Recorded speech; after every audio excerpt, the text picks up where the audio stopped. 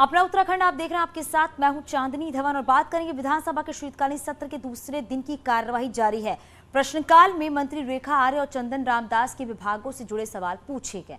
वहीं मंत्री चंदन रामदास के विभागों से जुड़े सवालों पर चर्चा भी हुई, लेकिन सदन में मंत्री चंदन रामदास ही नहीं पहुंचे। इससे एक संसदीय कार्य मंत्री ने सवालों के जवाब दिए। वहीं सदन में ग्रीष्मकालीन राजधानी गैरसैंण का मुद्दा भी उठाया गया। विधायक प्रीतम सिंह ने कहा कि एक भी दिन गैरसैंण से सरकार संचालित नहीं हुई, ये सदन की अवमानना है। वहीं गैरसैंण पर बोलते हुए संसदीय कार्य मंत्री ने कहा कि अगला सेशन जो है वो गैरसैंण में ही होगा।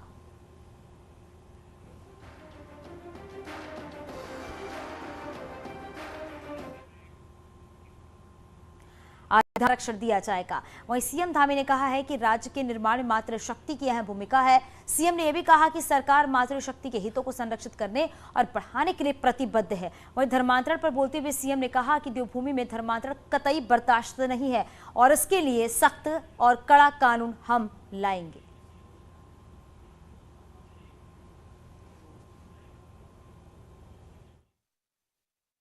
और मातृशक्ति का बहुत बड़ा योगदान है हमारे राज्य में। पिछले दिनों जब माननीय न्यायालय से उच्च न्यायालय से इस प्रकार का फैसला आया तो हमने तभी कहा था कि हम हर स्तर पर जाकर मातृशक्ति के हितों के लिए काम करेंगे और मातृशक्ति को न्याय दिलाने के लिए, मातृशक्ति के विकास के लिए, मातृशक्ति के संवर्धन के लिए जिस प्रकार से भी हमको संघर्ष करना होगा, जिस प्रकार से भी सरकार का काम होगा, हम वो काम करेंगे। हम पहले उच्चतम न्यायालय में गए, SLP हमने दायर करी, वहाँ से हमको राहत मिली और उसके बाद हमने चूंकि उसको पुख्ता करने के लिए कि हमारी मातृशक्ति का 30% क्षैतिज आरक्षण बना रहे, उसके लिए हमने विधानसभा के अंदर पहले ही कहा था कि हम विधेयक लाएंगे। एक्ट नियंत्रण आज हमारे यहाँ पर एक घुन की तरह लग गया है और बहुत सारे ऐसे क्षेत्र हैं जहाँ पता ही नहीं लगता है कि किस प्रकार से तमाम प्रकार के हथकंडे अपनाकर धर्मांतरण करवाया जाता है, मतांतरण करवाया जाता है। ये हमारे लिए बहुत ही घातक है। इसलिए हमने निर्णय लिया था, हमारी मंत्रिमंडल की बैठक में हमने तय किया था कि हम इस बार इसके लिए एक सख्त कानून बनाएंगे और जिसमें एक कड़ी सजा जो 10 वर्ष की हो और कड़े प्रावधान हो, जिससे कि कोई भी इस प्रकार का कृत्य न कर पाए। उत्तराखंड देवभूमि है, यहाँ पर इस प्रकार की चीजें बिल्कुल भी टॉलरेबल नहीं है, इसलिए हम कड़ा कानून उस पर बनाने जा रहे हैं। और बातचीत करने के लिए हमारे सहयोगी सुनील नवप्रभात हमारे साथ जुड़ गए हैं। सुनील, क्योंकि विधानसभा शीतकालीन सत्र का आज दूसरा दिन है, आज भी तमाम मुद्दों को लेकर चर्चा की जा रही है, लेकिन गैरसैंण में सेशन कराए जाने की बात जो है वो भी यहाँ पर उठी है।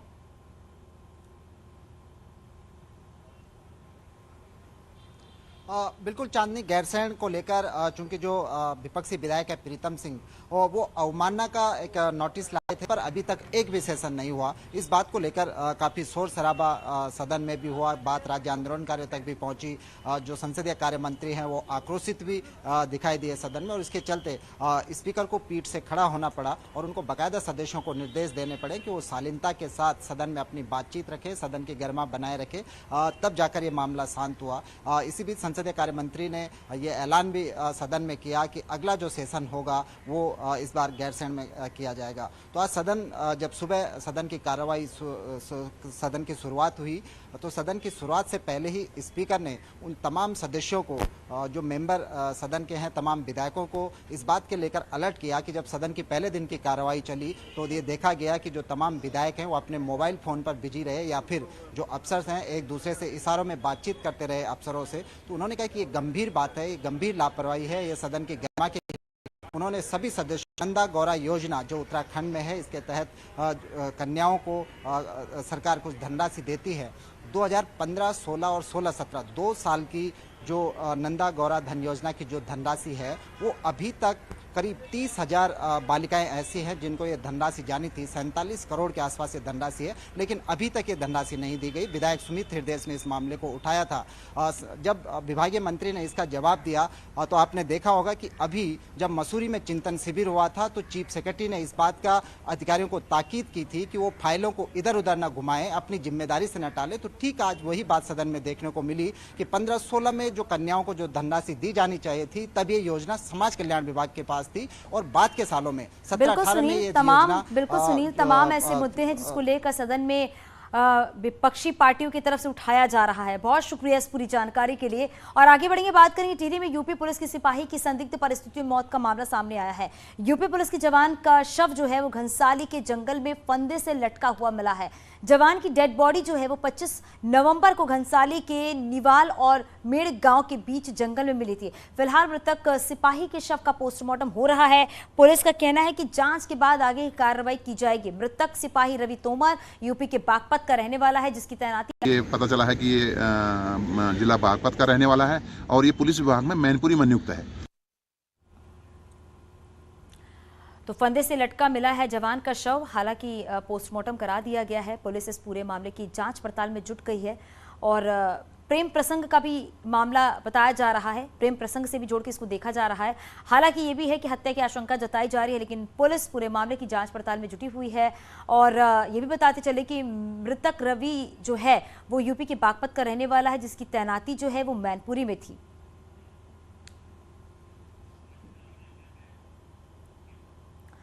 बागेश्वर में भालू का आतंक बढ़ता ही जा रहा। 2 भालुओं ने एक बुजुर्ग पर हमला कर दिया। भालुओं ने बुजुर्ग शख्स का चेहरा नोच दिया है। वहीं भालुओं के हमले में बुजुर्ग बुरी तरह से घायल हो गया। घायल को पहले कपकोट CHC ले जाया गया, जहां से उसे अस्पताल रेफर किया गया है। वहीं पहाड़ में गुलदार के साथ अब भालू का आतंक भी बढ़ने लगा है, जिससे पहाड़ के लोग भी खौफ में हैं।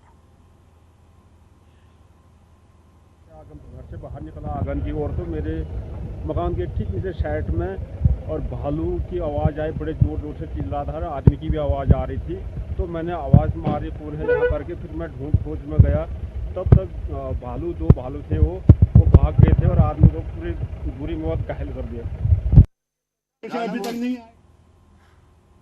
हमारी सहयोगी सुष्मिता हमारे साथ जुड़ गई। सुष्मिता, क्या जानकारी मिल पा रही है? लगातार देखा जा रहा है कि भालू का आतंक बढ़ रहा है। हालांकि इससे स्थानीय लोग काफी परेशान भी नजर आ रहे हैं। प्रशासन की तरफ से क्या व्यवस्था की जा रही है? सुष्मिता जी, आपको बताऊं तो एक घटना है, ये आज सुबह की है, जब ये जो वृद्ध ग्रामीण हैं अपने घर से जंगल की ओर जा रहे थे, तो तभी इनके घर के पास से इन पे 2 भालू झपट गए, जिन्होंने इनके मुंह पे पूरा मुंह इनका नोच दिया है। उसके बाद इनके जो ग्रामीण है इनको जिला अस्पताल लेके पहुंच चुके हैं और जो प्रशासन है यहाँ पे मुआवजे देने की बात तो कर रहा है। जन बोल रही है कि की जाएगी जंगली जानवरों का जो आतंक है जो कम हो सके।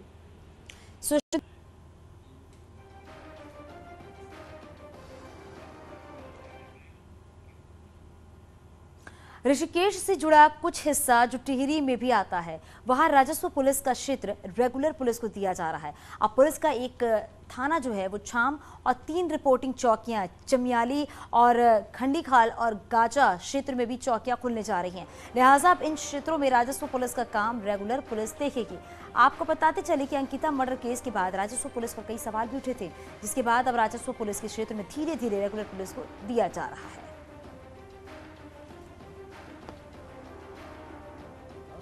काफी सारा वो हमारे पास शिफ्ट हो रहा है। कोटद्वार मेडिकल कॉलेज के लिए स्वीकृत भूमि एक बार फिर खनन माफियाओं के निशाने पर है। भूमि पर लगातार अवैध खनन किया जा रहा है, जिससे जमीन पर 20 फुट से भी ज्यादा गहरे गड्ढे हो चुके हैं। वहीं मेयर ने DMC मेडिकल कॉलेज की भूमि को सुरक्षित किए जाने की मांग भी की है और अवैध खनन के खिलाफ कार्रवाई की मांग की गई है। कॉलेज की जमीन है, यहाँ इतने गड्ढे कर दिए सारी में, खनन बंद होने के बाद भी खनन हो रहा है रात रोज। तो मैंने उनको यही कहा DMC साहब को कि आपको जब अवसर मिले आप वहाँ। का अगला हिस्सा जो है वो क्षतिग्रस्त हो गया है। नशे में धुत ड्राइवर और सवारी फरार हो गए हैं। प्रेमनगर चौक के पास का ये मामला बताया जा रहा है।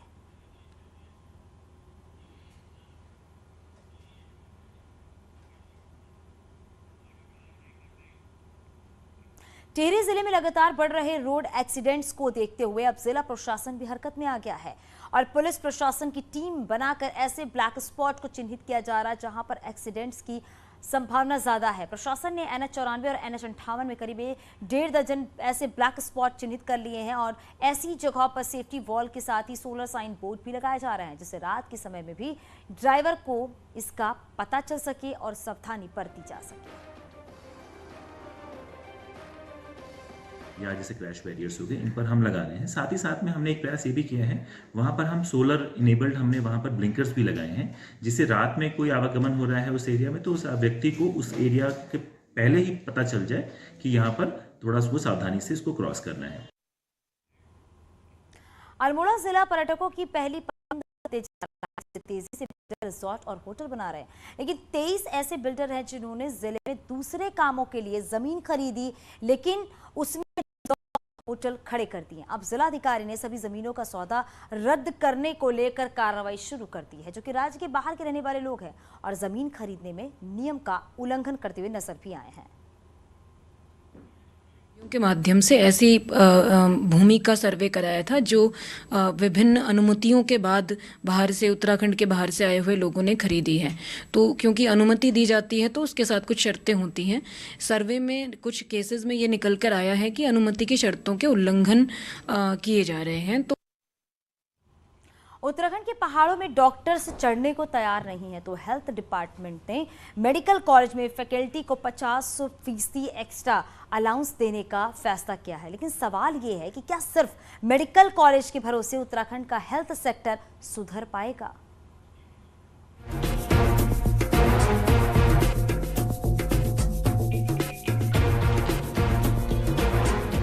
उत्तराखंड के ज्यादातर कम्युनिटी हेल्थ सेंटर और प्राइमरी हेल्थ सेंटर कंपाउंडर के भरोसे ही चल रहे हैं। हल्के बुखार के लिए भी मरीजों को कई बार परेशान होना पड़ता है। वहीं श्रीनगर और अलाउंस देने का फैसला लिया, मगर कई डॉक्टर ऐसे हैं जो मेडिकल फैसिलिटी नहीं होने के चलते पहाड़ों में सेवा देना ही नहीं चाहते हैं। कह रहा हूँ, आप मेडिकल कॉलेज में फैकल्टी नहीं रख पाए, CHG PhD तो बहुत दूर की बात है। तो इसके लिए एक समग्र नीति बनानी पड़ेगी। आपको हेल्थ के बारे में सोचना पड़ेगा कि हेल्थ हमारी टॉप प्रायोरिटी है। टॉप प्रायोरिटी तो है ही नहीं। जिस दिन बीमार पड़ते हैं जो होती है उस दिन सारा सिस्टम आपको समझ में आ जाता है, अदरवाइज कुछ सोचता ही नहीं हेल्थ के बारे में। कभी कुमाऊं वाले मेडिकल कॉलेज में केवल सीट भर्ती दिखाने। डॉक्टर पहाड़ में मेडिकल सुविधा नहीं होने की बात कह रहे हैं, जबकि अधिकारी CHC और PHC सेंटर में व्यवस्था सुधारने के साथ पहाड़ में स्वास्थ्य सुविधाएं सुधारने के तो स्वास्थ्य सेवा सुधरने से रही। ऐसे में जरूरत है कि CHC और PHC में भी मरीजों को इलाज मिले, ताकि लोगों को राजधानी की दौड़ न लगानी पड़े। न्यूज़ 18 के लिए देहरादून से भारती सकलानी उनियाल की रिपोर्ट। उत्तरकाशी में गंगोत्री नेशनल पार्क आज से सैलानियों के लिए बंद हो गया है और इसके साथ ही गरता गली को भी पर्यटकों के लिए बंद कर दिया गया है। अब अगले साल अप्रैल में फिर से पार्क खोला जाएगा। इस बार गंगोत्री नेशनल पार्क में रिकॉर्ड यात्री पहुंचे। इस बार 28,500 पर्यटकों ने पार्क की सैर की, जबकि पार्क प्रशासन को प्रवेश शुल्क के रूप में 60 लाख रुपए से अधिक का राजस्व प्राप्त हुआ। आज गंगोत्री नेशनल पार्क के गेट बंद हो गए हैं। आम टूरिस्ट और पर्यटक या तीर्थयात्री सभी के लिए चाहे गर्तांगेली हो, चाहे वो केदारताल हो, चाहे वो कनफू गेट से गौमुख तपोवन जाने वाले पर्यटक जितने भी हैं वो सबके लिए आज बंद कर दिए गए। विधानसभा सत्र के आज दूसरे दिन सड़कों महासंघ के भी युवाओं ने प्रोटेस्ट को समर्थन दिया। विधानसभा घेराव की ओर जाते हुए यूकेडी और बेरोजगार संघ से जुड़े हुए ये कार्यकर्ता है। इसके अलावा उत्तराखंड बेरोजगार डिप्लोमा तकनीकी संघ से जुड़े हुए भी यहाँ पर लोग पहुंचे हुए हैं और इन लोगों की भी अपनी अपनी मांग है। सभी लोग विरोध प्रदर्शन करते हुए यहाँ पर नजर आ रहे हैं। मैडम ये बताइए क्या मांग है आप लोगों की? हम लोगों की मांग है, एक तो UKSSC की जांच जो हमने CBI से रखी थी वो होनी चाहिए, और एक अंकिता भंडारी के जो हत्यारे हैं उनको फांसी होनी चाहिए, उसमें निष्पक्ष जांच हो। और हम चाहते हैं कि वहाँ पे फोन लोकेशन जो थी, जो वहाँ पे लोग उस दिन थे, उनकी सबकी लोकेशन विभाग की जो भर्तियां इन्होंने बंद की है उन्हें तुरंत शुरू किया जाए। ये हमारी मुख्य मांगे हैं। तो आपने यहाँ पर सुना कि अपने मुद्दे हैं, यहाँ पर अंकिता भंडारी का मसला है वो उठाया जा रहा है। इसके अलावा पेपर लीक मामले को लेकर ये विरोध प्रदर्शन यहाँ पर किया जा रहा है। उत्तराखंड क्रांति दल से जुड़े हुए भी यहाँ पर लोग मौजूद हैं, उनसे भी बात कर लेते हैं। ये बताइए आप लोग किस बात को लेकर आज प्रोटेस्ट कर रहे हैं? इस प्रदेश के अंदर जितने भी ये भर्ती घोटाले हुए हैं, अंकित हत्याकांड है, तमाम मुद्दों के लेकर उत्तराखंड क्रांति दल जो है सड़कों पे। उत्तराखंड, हम जब भी उत्तराखंड पे कोई संकट आया तो केवल उत्तराखंड क्रांति दल ही है जो उत्तराखंड की आवाज के लिए सड़कों पर उतरा है। ये आपने यहाँ पर सुना कि मांग जो है वो कर रहे हैं कि पेपर लीक घोटाला मामले में जो दोषी हैं उनको यहाँ पर सजा दी जाए। इसके अलावा अंकिता भंडारी केस की भी यहाँ पर सीबीआई जांच की मांग को लेकर प्रदर्शन यहाँ पर किया जा रहा है। न्यूज़ 18 के लिए देहरादून से भारती सकलानी उनियाल। चारों धाम की यात्रा संपन्न होने के बाद अब विंटर सीजन जो है वो शुरू हो गया है और इस बार जिस तरीके से चारों धाम की यात्रा में यात्रियों का सैलाब उमड़ा था, अब विंटर में भी ऐसी उम्मीद है कि भारी संख्या में सैलानी पहाड़ का रुख करेंगे।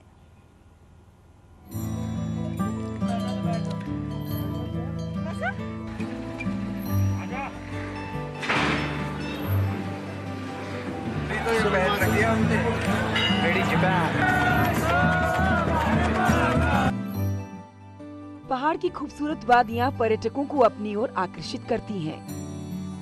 चमोली जिले में ऐसे कई पर्यटक स्थल हैं जो सैलानियों को खूब पसंद आते हैं। विश्व प्रसिद्ध औली तो सैलानियों की पहली पसंद बना हुआ है। इसके साथ ही चोपता, वेदनी, लोहाजंग घूमने के लिए सैलानी अक्सर पहुंचते हैं। और ऋषिकेश और चोपटा जाके इधर जोशीमठ रुका है और जोशीमठ से ओली का सफर इतना बढ़िया रहा, एक्सेलेंट। हम घोड़े पे ऊपर गया, बर्फ तक गया, बर्फ के गोले से खेले भी और बहुत मजा आया। सैलानियों को अच्छी सड़कें, सुविधाजनक व्यवस्थाएं काफी अच्छी लग रही हैं। लिहाजा पहाड़ों पर आने वाले पर्यटकों की संख्या और बढ़ रही है। पर इतना अच्छा रहा भैया की बात ही मत करो। ऐसा लगा ही नहीं कि इतना फास्ट जर्नी किया हम लोगों ने और ओवरऑल बहुत अच्छा है, बहुत अच्छा। चारधाम यात्रा में 50 करोड़ से अधिक आमदनी कमाने वाले GMVN को भी उम्मीद है कि औली में इस बार विंटर सीजन में 10 से 15 करोड़ की आमदनी होगी, जिससे GMVN की आर्थिकी भी सुधरेगी और पर्यटन के क्षेत्र में भी सरकार को अच्छा राजस्व मिलेगा। 50 करोड़ रुपए तो हमारे केवल रेस्ट हाउस से इनकम हुई है और अभी आधा सीजन हमारा बचा हुआ है विंटर सीजन, और आई होप सो कि इसमें 15 से 20 करोड़ रुपए की इनकम और होगी गढ़वाल मंडल विकास निगम को। और जिस तरीके से पर्यटकों का फ्लो बना हुआ है, आने वाले सालों में भी मुझे उम्मीद है ये और आगे जाएगा। पर्यटन व्यवस्थाएं पर उत्तराखंड सरकार का पूरा फोकस है। बस यात्रियों और सैलानियों के लिए पर्यटक स्थलों पर कुछ और सुविधा बनाने की जरूरत है ताकि सैलानी देवभूमि खींचा चला आए। न्यूज़ 18 के लिए चमोली से नितिन सेमवाल की रिपोर्ट। चट्टानों पर तेजी से चढ़ जाते हैं। आमतौर पर समुद्र तल से 3000 मीटर की ऊंचाई पर पाए जाने वाले ये जीव अपनी प्यास बुझाने के लिए निचले क्षेत्रों के नदी नालों का रुख कर रहे हैं।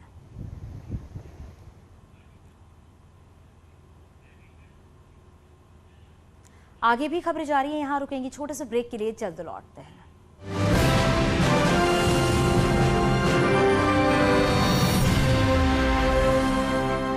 चल रहा था विवाद,